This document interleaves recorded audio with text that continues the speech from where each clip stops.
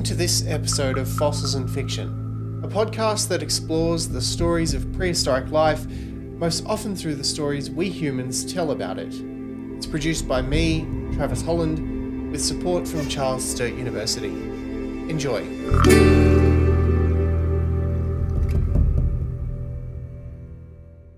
Hi, I'm Travis Holland.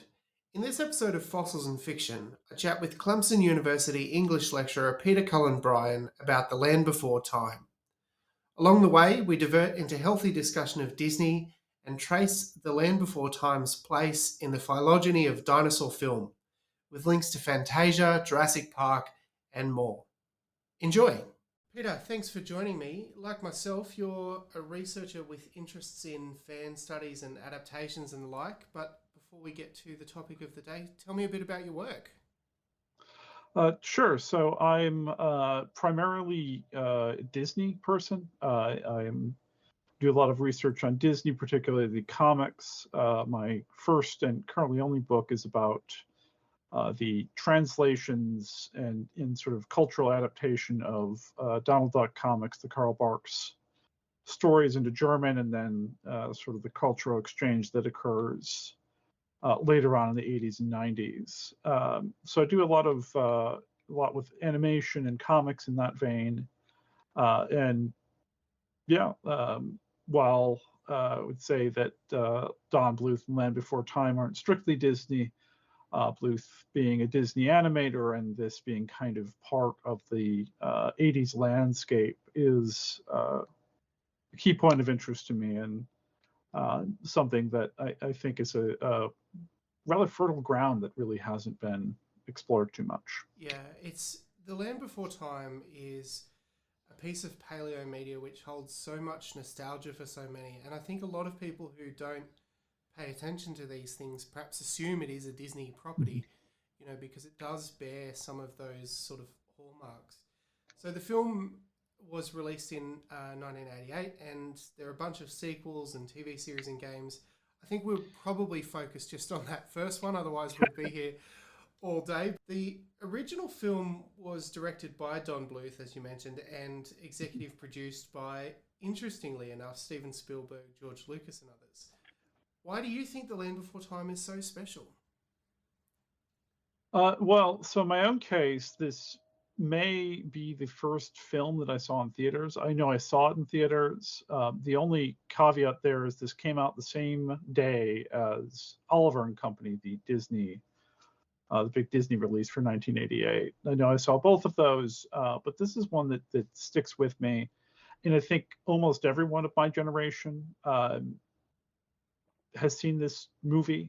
I know that the VHS shows up I remember kind of it being omnipresent, whether you're in a dentist office or daycare or at school. Everybody seemed to have the VHS of this. I know it was cheaper than sort of the higher end Disney releases. And there is that sort of cultural, this larger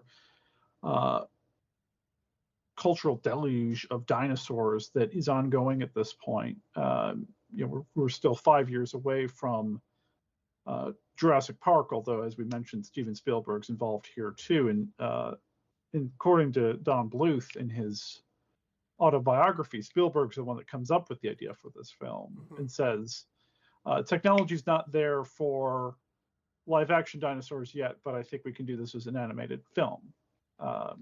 So there is this kind of, it's part of this larger movement that's going to lead up to Jurassic Park and maybe dates back further to something like Land of the Lost. I mean, there's always kind of this dinosaur media, but I've seen you talk in some of the other episodes about this larger movement and sort of the rise of, as you say, a paleoculture of dinosaurs as being sort of omnipresent, and I think this is a key part of that evolution. Yeah, I've quite interested. I now realise I should have mentioned The Land Before Time. I have a conversation article which is being published for Jurassic Park's 30th anniversary, so it'll be out in a couple of days as we're recording, but a couple of weeks in the past as this is published. And I now realise I should have mentioned the Land Before Time as part of the build up to what I was mentioning about Jurassic Park, but I'm glad we got to it here. You mentioned as well that the film is quite emblematic of 1980s business. How do you think that plays out?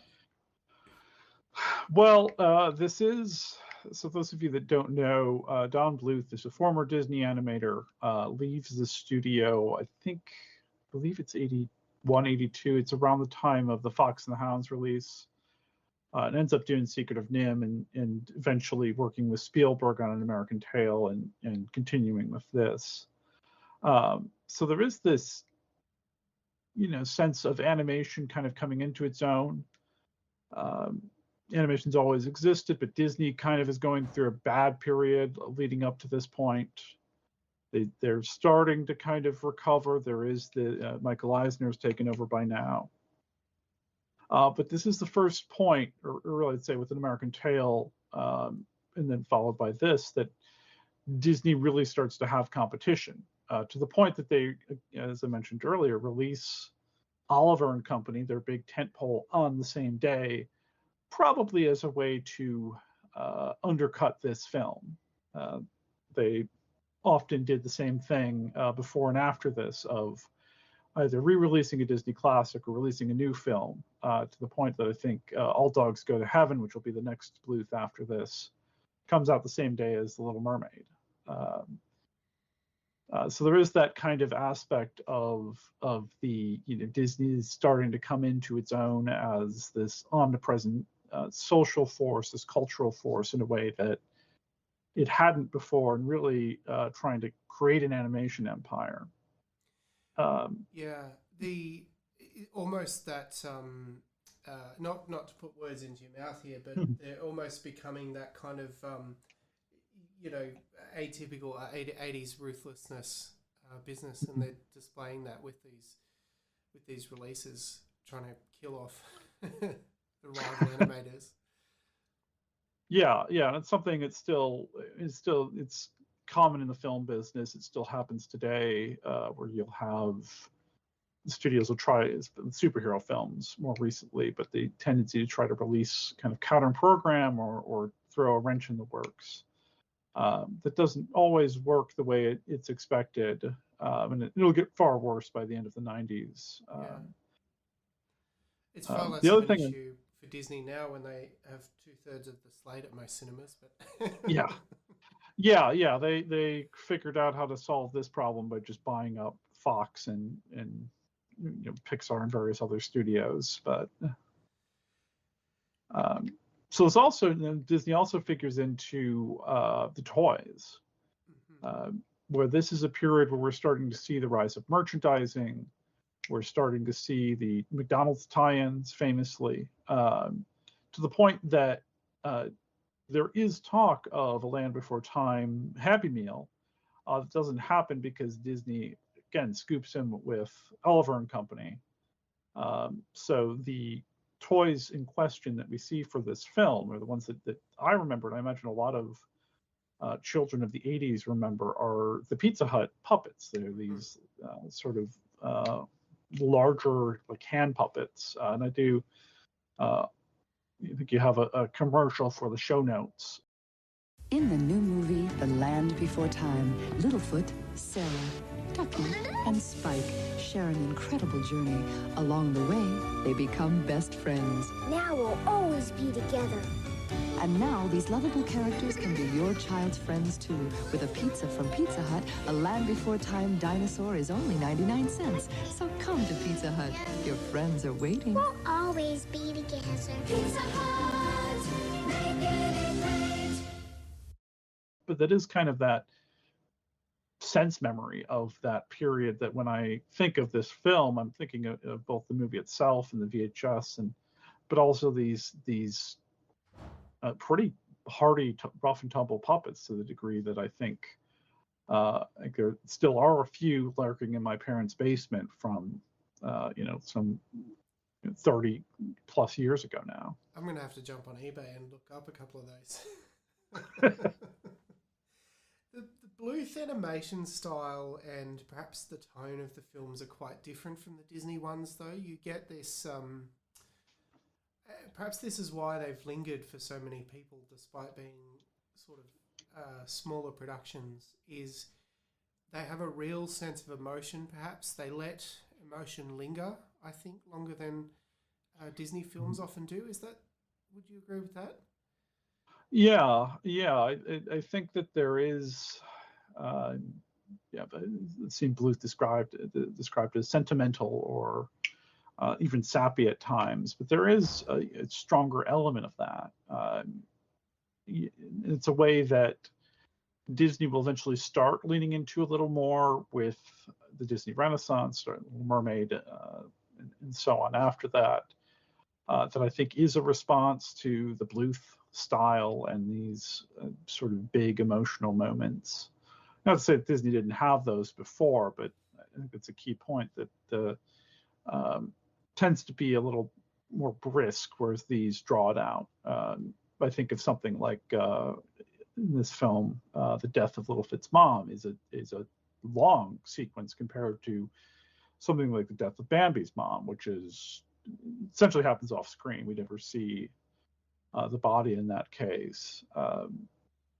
That and that was exactly the comparison I was thinking of. Of course, it's the killing Bambi's mum is a kind of famous meme nowadays because it evokes that emotion straight away. But as you say, it's off screen. Whereas when we see Littlefoot's mum die, it's slow, it's drawn out. He's there. He's breathing every moment of that. He's already at that point one of the last four members of his herd, and then it becomes himself and his grandparents, but he's separated from them. So there's this sense of loss overwhelming. The world around them is changing, the plants are failing, they're all migrating, and then it says Littlefoot and his parents are the last of his herd. But as you find out, it's just them. It's just him, his mother, his grandparents, and then his mother dies in the confrontation with the sharp tooth. And then you've got Sarah, who also is separated from her parents during that same earthquake, but she has quite a different style of operating around her. Yeah, and I think that's a key point that something this film does that, again, we don't really see in Disney until later. It has a wide cast. We have 5 sort of major dinosaurs. Not all of them talk. I think four of the 5 do. But they all have their distinct personalities. They all have different ways of dealing with this. They're all separated from their herd or their people in some way. And this is really building on what Bluth did in American Tail, which was one mouth separated in a big city, and now we're seeing a whole group that all respond in different ways and get angry at it, get mad at each other. The end of the film, the group splits up in this sort of relatable moment, but they all feel like kids in a way that often gets lost. All of these dinosaurs feel like children in a way that I think is easy to empathize with for kids. That you can look at these characters and go, okay, yeah, maybe you don't think of yourself as Sarah because she's kind of a bully, but there are aspects of that maybe in hindsight you look and say, okay, yeah, that was me. I was hard-headed and always wandering off on my own. But I think that is part of the appeal. They're not really stereotypes, but they're very different archetypes. All of the 5 main dinosaurs, and they all have different circumstances. I mean, the inventiveness in figuring out different ways to separate that many dinosaurs from their families is quite well done, I think, as well. So, what do you think the legacy of the film is nowadays? Well, it's certainly a key part of popular culture.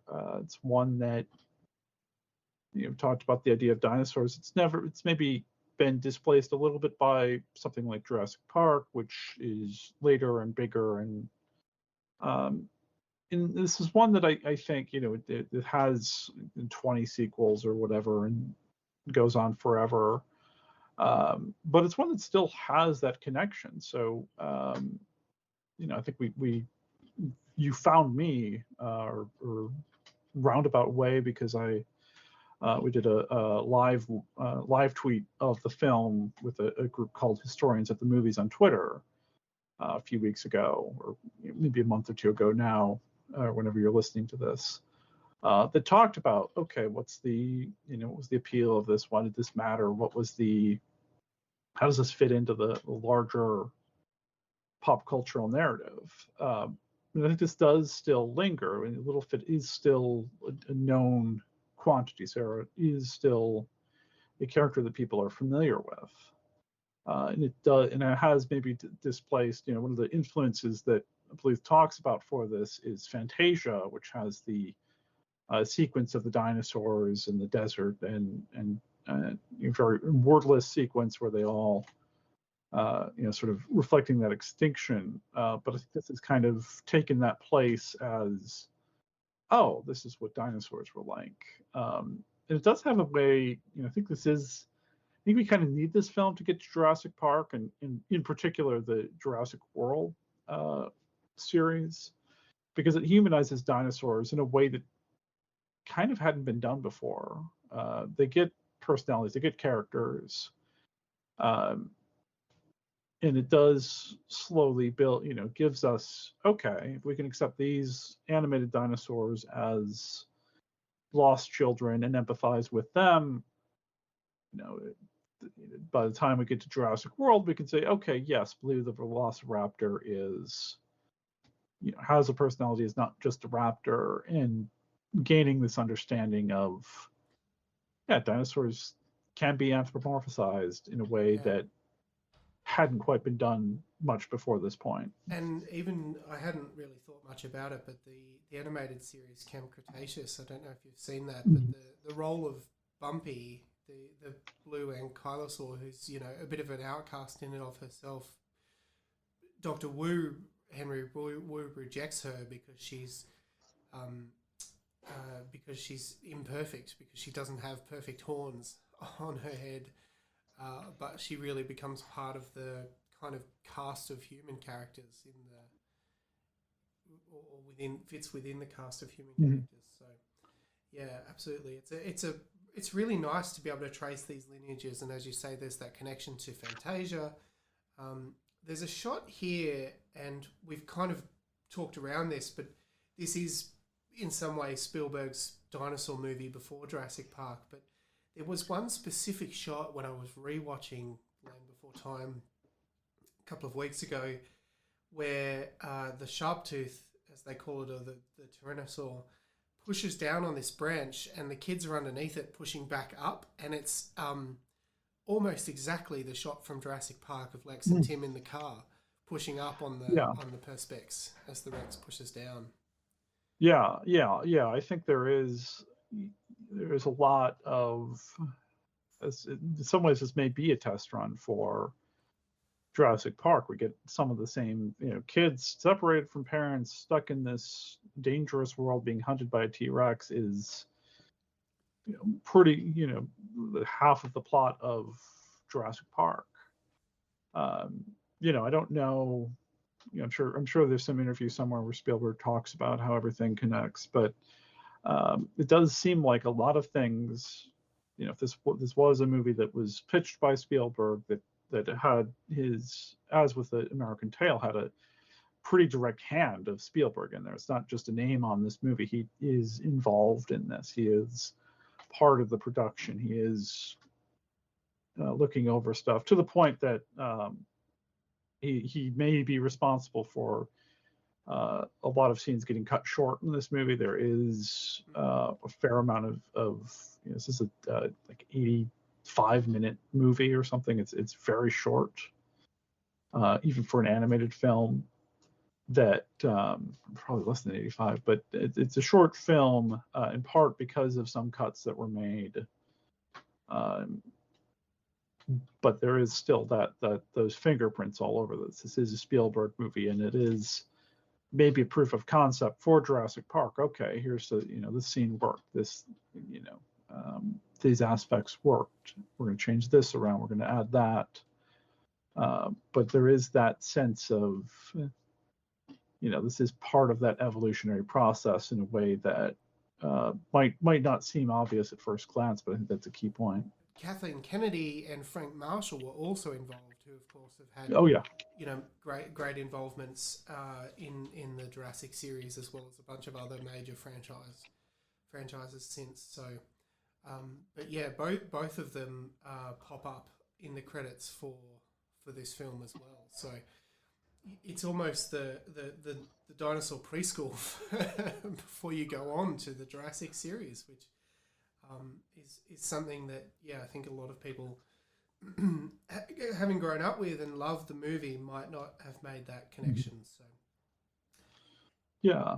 and I think that's it's a key idea there. Both have these connections that then Kathleen Kennedy also ties back to Star Wars and kind of this larger apparatus of 80s filmmaking. And I think this also it's a key point there too, that this talking about that idea of the T-Rex pressing down as they're pushing back up. There are scary moments in this movie in a way that you don't really get in this period of Disney movies. That does, again, maybe lead in a preschool, kind of the younger audience, gets them ready for Jurassic Park, for the loud noises, for the T-Rex chasing the car. And having these moments of peril here that we kind of maybe feels a little more safe because it's cartoon dinosaurs, but it does maybe inadvertently or maybe intentionally prepare the audience, younger audience, for the next crop of dinosaur movies. So it comes at the end of that period of the dinosaur renaissance from the 60s through the 80s, which is kind of science-based, but it was also about the re-emerging into pop culture and becoming this huge kind of part of pop culture, and as you say, omnipresent features in toys, in films, in TV, in games, in just about everything. So the film is obviously a kid's movie, but it deals with those really heavy themes that, as we've always kind of mentioned. Do you think that by addressing those themes through the animated dinosaurs, that's a good way to introduce some of these concepts to kids? Yeah, I mean, I think it's important to deal with death with kids. I just recently lost my mother. So it is, it's something that's always going to hurt. But this is a way of be preparing kids for the world in small ways. I think there is sometimes this attitude, we got to shelter the kid, we can't expose them to this. But death is an inevitability in life. It's in the nature of things. Eventually, there's going to be sort of this end point. And this does show it in a way that Disney rarely does. It's maybe Mufasa in Lion King, which is 6 years after this movie, sort of shows that on-screen death. But there's this, within this moment, we don't get a lot of these depictions. It's a lot of times the classic Disney death is villain falls off a cliff into the smoke below. Here we see violently Littlefoot's mom be killed in a way that it is pretty brutal. It's a pretty tough fight. And shows the aftermath of that. We do get Littlefoot's mom kind of giving those dying words, but also showing that death it's bold, it's unusual. It's not something that you're seeing in a lot of children's media. That's a problem.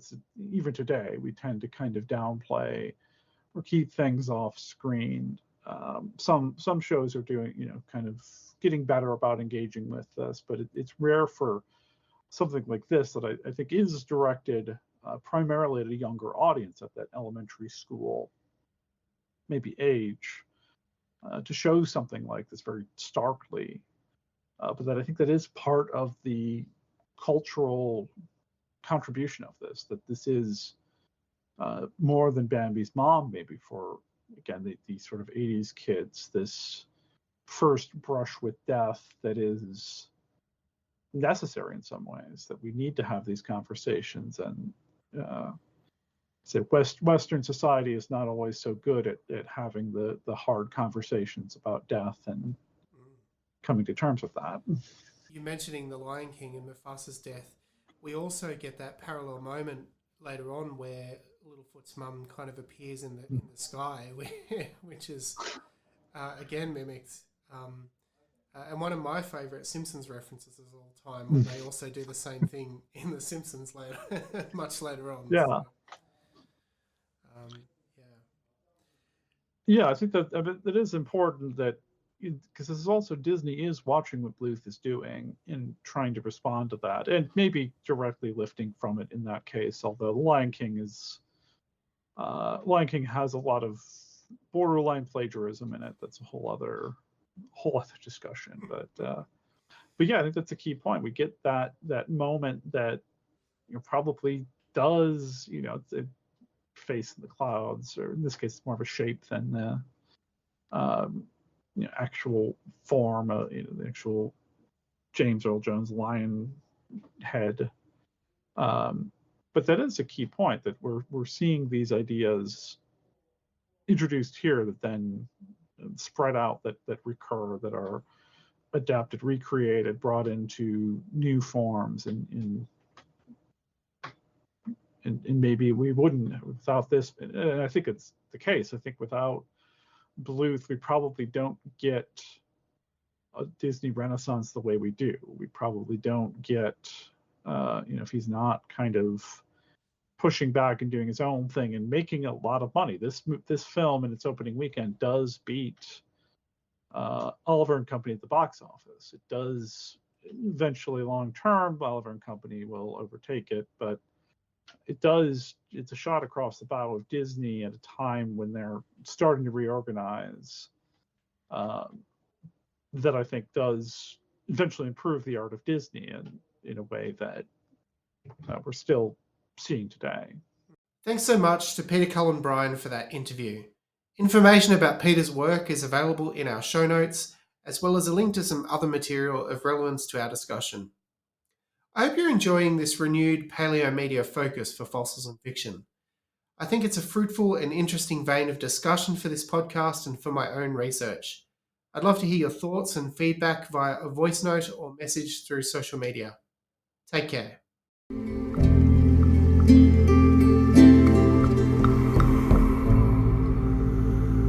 Thank you for listening to this episode of Fossils and Fiction.